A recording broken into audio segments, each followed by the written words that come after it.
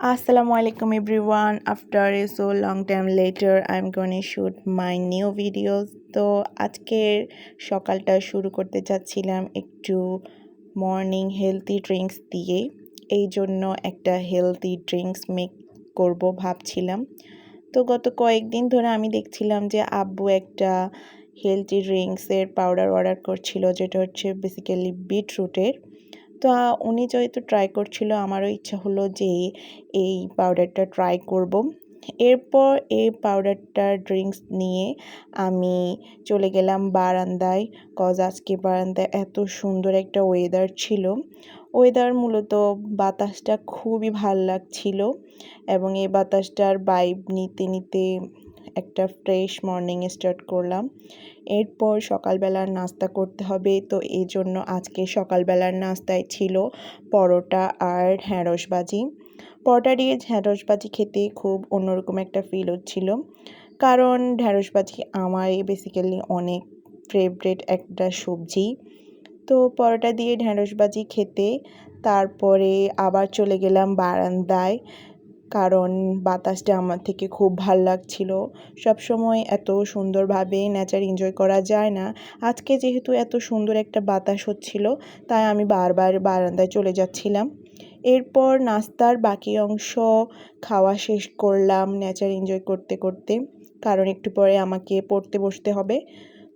আজকে আমার মূলত থিওরি সাবজেক্ট নিয়ে পড়ব, কারণ সামনে যেহেতু আমার এক্সাম, এই জন্য থিওরিগুলোকেও রিভাইজ করতে হবে। তো আমি এটা পড়ে নিচ্ছিলাম যে আগের দিন আমি কতটুকু ওই সাবজেক্টের থিওরি কমপ্লিট করছিলাম, এর পরের দিনে আর কতটুকু পড়তে হবে তা দেখছিলাম। আগের দিনে আমি যতটুকু পড়েছিলাম তার পরবর্তী পড়া আজকে পড়তে হবে, তো আমি ওটা খুঁজে নিচ্ছিলাম। এরপরে মেইন হেডিংসগুলো দেখছিলাম যে এই সাবজেক্টের কোন মেইন পয়েন্টগুলো খুবই গুরুত্বপূর্ণ, যেটা এক্সামে আসতে পারে।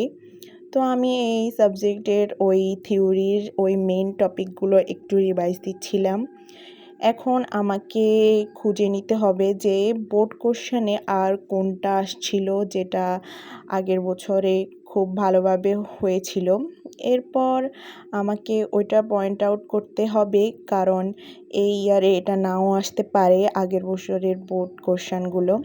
তো এটা আমি এর আগের বছরের কোশ্চেনগুলোকে অ্যানালাইসিস করতে চাচ্ছিলাম। তো আমি কিছু মেইন পয়েন্টের টপিক পড়ছিলাম, যেটা খুবই হেল্পফুল হবে এক্সামের জন্য। ওগুলা পয়েন্ট আউট করে আমি নোট ডাউন করলাম।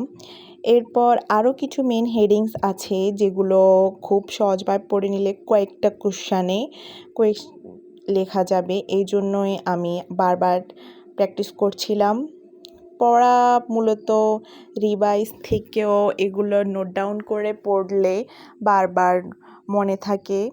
এজন্য আমি এটা করে থাকি যে মেন পয়েন্টগুলোকে বারবার লিখে নিলে তারপরে এগুলো মাথায় থাকলে পরীক্ষার হলে এটা সম্পর্কে লেখা যায় অনেক ভালোভাবে।